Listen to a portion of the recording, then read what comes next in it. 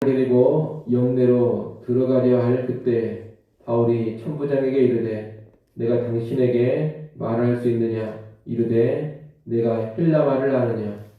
그러면 내가 이전에 소요를 일으켜 자객 4,000명을 거느리고 광야로 가던 애굽인이 아니냐. 바울이 이르되 나는 유대인이라 소읍이 아닌 길리기아 다소시의 시민이니 청컨대 백성에게 말하기를 허락하라 하니. 천부장이 허락하거늘 바울이 층대 위에 서서 백성에게 손짓하여 매우 조용히 한 후에 히브리 말로 말하니라. 부형들아 내가 지금 여러분 앞에서 변명하는 말을 들으라. 그들이 그가 히브리 말로 말함을 듣고 더욱 조용한지라 이어 이르되 나는 유대인으로 길리기아 다소에서 났고 이 성에서 자라 가말리엘의 문화에서 우리 조상들의 율법에 엄한 교훈을 받았고 오늘 너희 모든 사람처럼 하나님께 대하여 열심히 있는 자라. 내가 이 돌을 박해하여 사람을 죽이기까지 하고 남녀를 결박하여 옥에 넘겼노니 이에 대제사장과 모든 장로들이 내 증인이라. 또 내가 그들에게서 다메섹 형제들에게 가는 공문을 받아가지고 거기 있는 자들도 결박하여 예루살렘으로 끌어다가 형벌받게 하려고 가더니 가는 중 다메섹에 가까이 갔을 때에 오정쯤 되어 호련히 하늘로부터 큰 빛이 나를 둘러 비치매 내가 땅에 엎드러져 들으니 소리 있어 이르되 사울아 사울아 내가 왜 나를 박해하느냐 하시거늘 내가 대답하되 주님 누구시니이까 하니 이르시되 나는 내가 박해하는 나사렛 예수라 하시더라. 나와 함께 있는 사람들이 빛은 보면서도 나에게 말씀하시는 이의 소리는 듣지 못하더라. 내가 이르되 주님 무엇을 하리이까. 주께서 이르시되 일어나 다메섹으로 들어가라. 내가 해야 할 모든 것을 거기서 누가 이르리라 하시거늘 같이 봅니다. 나는 그 빛의 광채로 말미암아 볼 수 없게 되었으므로 나와 함께 있는 사람들의 손에 끌려 다메섹에 들어가노라. 아멘. 어제 본 말씀에서 우리는 바울이 흥분한 유대인에게 붙들려 맞고 있다가 로마 군병들에게 체포된 장면을 봤습니다. 로마 군병들에게 체포되어 가던 바울은 천부장에게 헬라어로 당신에게 말할 수 있느냐고 묻습니다. 바울이 헬라어로 말하는 것을 듣고서 천부장은 놀랍니다. 당시에는 교육을 잘 받은 사람만이 헬라어를 할 수 있었기 때문입니다. 천부장은 헬라말을 하는 바울을 이전에 로마에 반란을 일으켰던 애굽인으로 생각을 합니다. 이렇게 소란을 일으키는 것을 보니 반란의 수괴가 아닌가 이런 생각을 한 겁니다.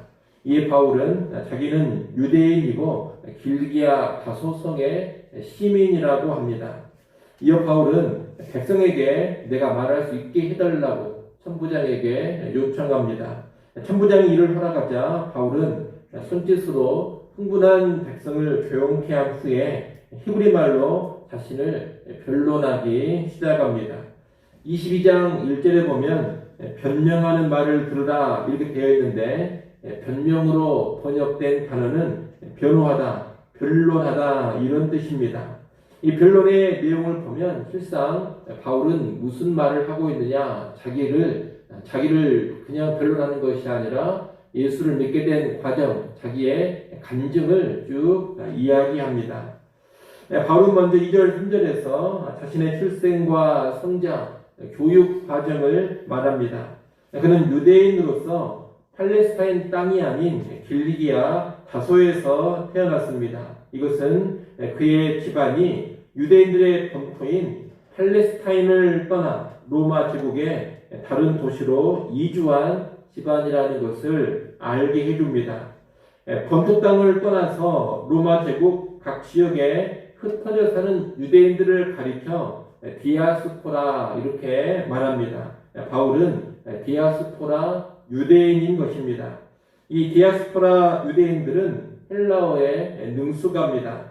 다양한 민족이 어우러진 로마 제국의 공용어가 헬라어이기 때문에 본토 땅을 떠나서 로마 제국의 다른 곳에 살았기 때문에 헬라어에 능숙한 겁니다.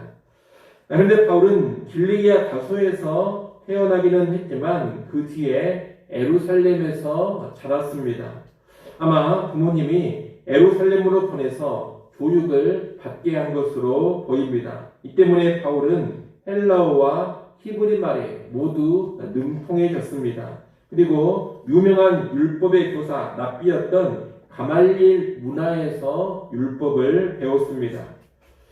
이것은 하나님께서 바울을 준비시켜가는 모습으로 우리가 이해할 수 있습니다. 하나님은 헬라어와 히브리 말에 모두 능통한 사람으로 바울을 준비시켰습니다. 그리고 디아스포라 유대인으로서 로마 제국 안에 이방인들에게 익숙한 사람으로 동시에 예루살렘의 탁월한 랍비로부터 율법을 포함한 구약 성경을 아주 잘 배운 사람으로 준비를 시키셨습니다.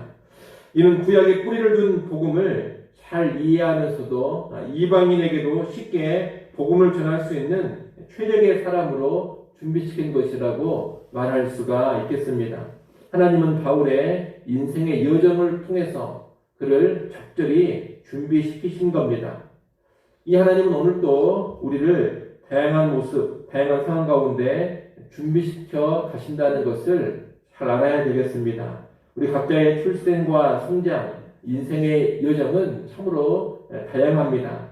그런데 하나님은 그 모든 과정을 활용하시면서 우리를 준비시켜 가시는 겁니다.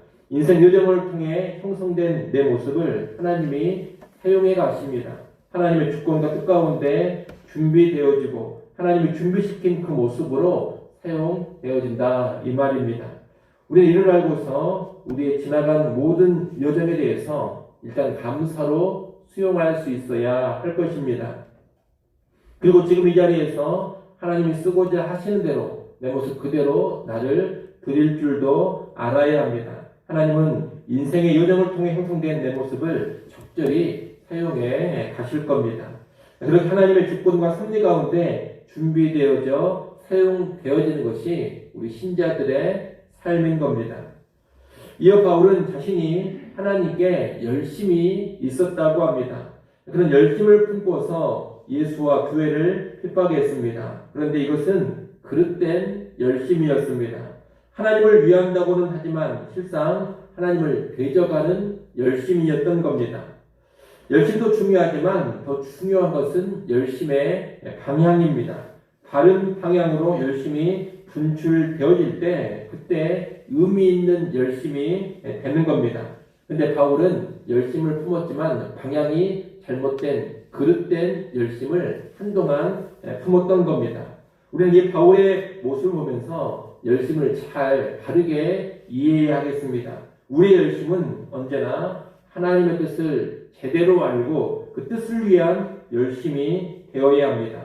사람을 살리고 사람을 회복시키는 방향으로 열심을 내야 하고 하나님을 사랑하고 사람을 사랑하는 방향으로 열심을 내야 합니다. 그런 열심만이 의미 있는 열심인 것입니다. 우리는 그런 의미 있는 참된 열심의 사람들이 꼭 되어야 하겠습니다. 열심히 충만했던 바울은 다메섹까지 가서 교회를 핍박하려고 했습니다. 그러나 다메섹으로 가는 도중에 부활하신 예수 그리스도를 만나게 됩니다. 다메섹으로 가는 길에 오전쯤 되어서 후련히 하늘로부터 큰 빛이 바울을 둘러 비쳤고 하늘로부터 음성이 들려왔습니다. 그리고 빛 가운데 들려온 그 음성의 주인공이 예수라는 것을 알게 됩니다.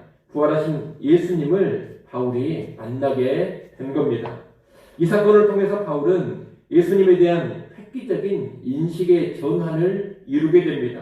그전에는 핍박해야 될 이단의 괴수가 예수였는데 이제는 부활하신 주님이 예수다 이렇게 인식이 완전히 바뀌게 된 겁니다. 바울은 다메섹으로 들어가면 누군가 할 바를 너에게 알려주리라 이런 예수님의 말씀을 듣고 다메섹으로 들어갑니다. 이때 바울은 하늘에서 비추인 빛으로 인해서 눈이 보이지 않게 되어 다른 사람의 손에 이끌려 들어갑니다. 바울이 예수님 만나 회심하는 장면을 보면 예수님께서 핍박자 바울을 먼저 찾아와 주셨다라는 것을 알게 됩니다. 바울이 예수를 찾은 것이 아닙니다. 또 바울이 예수를 위해서 뭔가 해보려고 했던 것도 아닙니다. 오히려 바울은 예수님을 핍박하고 예수님을 거부했던 사람입니다. 그런데 예수님께서 이 바울을 찾아와 주신 겁니다. 여러분 언제나 그렇습니다. 사람이 하나님을 먼저 찾는 것이 아닙니다. 하나님께서 사람을 먼저 찾아와 주십니다. 하나님께서 사람에게 자신을 먼저 알려주시는 겁니다. 바울에게만 그런 것이 아니라 믿는 우리 모두에게 그런 일이 일어납니다. 우리는 자신을 알려주시는 하나님, 먼저 찾아와 주시는 그 하나님을 만나게 되는 것이고 알게 되는 것이고 믿게 되는 겁니다. 그러니 이 신앙이라는 것은 언제나 하나님의 주권이 핵심입니다. 내 뜻, 내 열심, 내 의지 이것이 먼저가 아니라 하나님이 일해 가신 하나님의 주권이 언제나 먼저고 하나님의 주권이 우리 신앙의 핵심을 차지한다는 겁니다. 우리의 출생과 우리의 모든 인생 여정이 하나님의 주권 아래에 있습니다. 그 주권 아래에서 우리가 태어나고 우리가 자라고 살게 되는 겁니다. 그리고 우리가 예수님을 알고 믿게 되는 것도 하나님의 주권 아래에 있습니다. 그릇된 열심, 허탄한 삶, 죄악된 삶을 살다가 주권적인 하나님의 은혜로 예수님을 알게 되고 믿게 됩니다. 어둠 속에 있던 나에게 어느 날 후련히 하늘의 빛이 비추어지는 것이고 복음을 듣고 믿게 되는 겁니다. 그래서 내가 믿었다기보다 하나님께서 믿게 하셨다. 이것이 사실 맞는 말입니다. 그런 주권적인 은혜로 우리는 구원의 백성이 된 겁니다.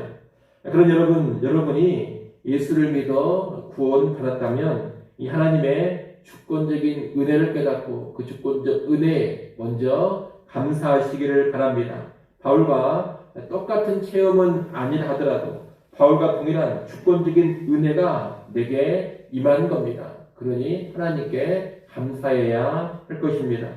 아울러 이 하나님의 주권적인 은혜가 지금도 나를 주장하고 계신다라는 것을 반드시 알아야 합니다. 내 인생의 여정, 하나님의 주권적 은혜에 붙들려 있는 여정입니다. 무슨 일이 벌어지고 어떤 상황이 펼쳐진다 하더라도 바울과 같이 나도 하나님의 주권적인 은혜 안에 거하고 있습니다. 그러니 하나님의 주권적인 은혜에 우리 신자들은 자기 자신을 맡기고 살아갈 줄도 알아야 합니다. 걱정과 근심과 염려, 두려움은 여러분 내려놓으시기를 바랍니다. 베테랑 운전수가 운전하는 차량에 탑승한 사람처럼 하나님의 주권적 은혜로 이끌어 가시는 그 인생길에 내가 얹혀져 있다 생각하시고 평안한 마음으로 인생의 하루하루를 살아가시라는 겁니다. 하나님께서 그분의 주권적인 은혜로 우리를 그분의 뜻에 합당한 가장 선한 길로 이끌어 가실 겁니다. 아무쪼록 지난 모든 여정이 하나님 주권적 은혜였음을 깨닫고 감사하시고 또한 오늘 하루 그리고 앞으로 펼쳐지는 모든 인생 하나님 주권적인 은혜를 신뢰하면서 살아가는 우리 모두가 될 수 있기를 간절히 소원합니다. 기도하겠습니다. 하나님 아버지, 바울의 인생 여정, 바울이 예수님을 믿게 된 과정, 이 모든 것이 하나님의 주권적인 은혜로 이루어졌음을 보았습니다. 바울이 먼저 예수를 찾은 것이 아니라 하나님께서 먼저 찾아오셔서 예수를 알려주시고 예수를 믿게 하심을 보았습니다. 오늘 우리에게도 이 하나님의 주권적인 은혜가 임하였고 또한 임하고 있음을 깨닫게 하여 주시옵소서. 은혜를 밝히 보는 눈을 열어주시고 그 주권적인 은혜에 감사하게 하시고 또한 그 주권적인 은혜에 우리의 인생을 온전히 맡기며 살게 하여 주시옵소서. 하나님 이 시간도 하나님께 나와 다시금 기도할 수 있게 주셔서 감사합니다. 필요한 모든 제목들 주님을 신뢰하며 아뢰게 하시고 주님의 귀한 응답, 선한 응답 받아 누리게 하여 주시옵소서. 기도하는 시간 하나님을 더욱더 신뢰하게 하시고 하늘 평안 누리게 하여 주옵소서. 오늘을 살아갈 때에도 주님과 긴밀히 동행하게 하시고 하나님의 기쁨되는 모습으로만 살아가게 하여 주옵소서. 예수님의 이름으로 기도드리옵나이다. 아멘.